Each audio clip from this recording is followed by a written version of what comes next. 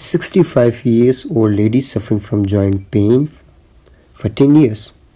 Joint involvement were asymmetrical, predominantly DIP was markedly affected.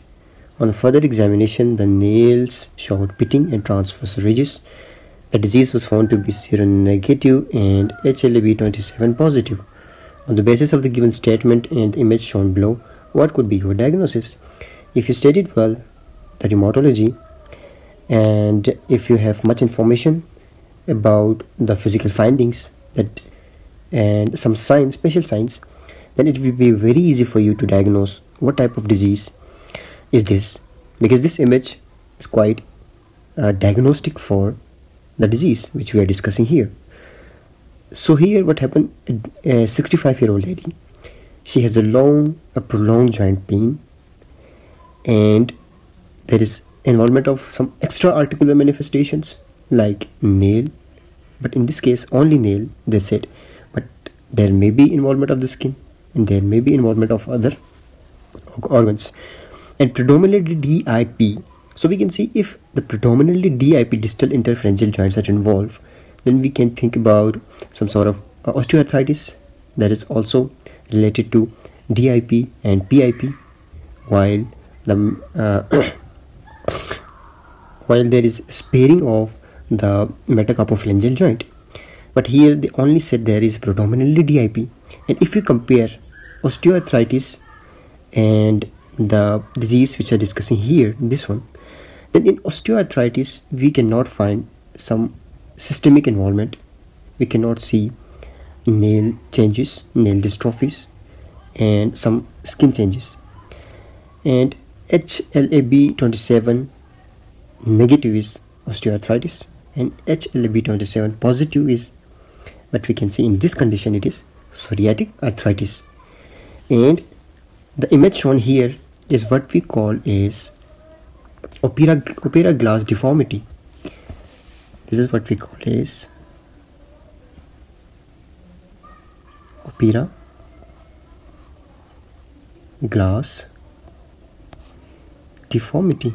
So this condition, we can also see opera glass deformity in rheumatoid arthritis, but that rheumatoid arthritis is seropositive because we can find a rheumatoid factor.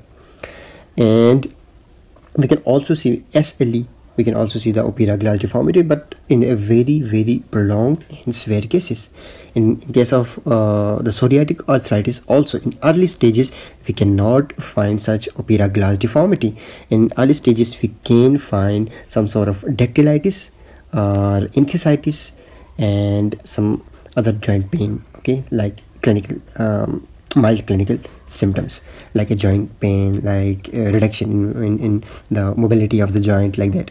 Okay, so why we can see opera glass deformity? Because the psoriatic arthritis is a erosive type.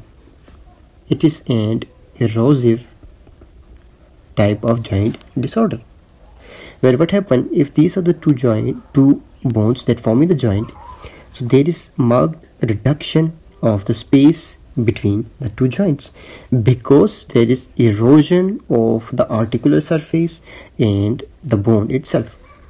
Because of that, the joint now come eroded and they come close to each other. Okay, we can also see another sign, that is penicillin cup on X-ray changes because of the bone erosion, and that is called arthritis mutilans. There is also a type of psoriatic arthritis. So the skin, the joints, they come closer to each other, the bone start to erode, especially the finger joints, and the skin overlying this, it was like this normally, the skin. Now what happened, the joint space reduced and the two bones, they come close to each other, so the skin over the joint start to fold like this. So as we can see here, so the skin start to fold. So because of that, it resembles or looks like opera glass. Let me show you the opera glass. So this is what the opera glass, we can see there are multiple fold-like structures or multiple areas, like we can say this one goes inside, this one go inside, and finally it becomes a small cell like this. So it seems like the opera glass, and it seems like a telescoping. Okay, so you can also say the opera glass is telescoping of the fingers. So opera glass deformity and telescoping of the fingers is a physical sign that we can see in case of psoriatic arthritis. Thank you.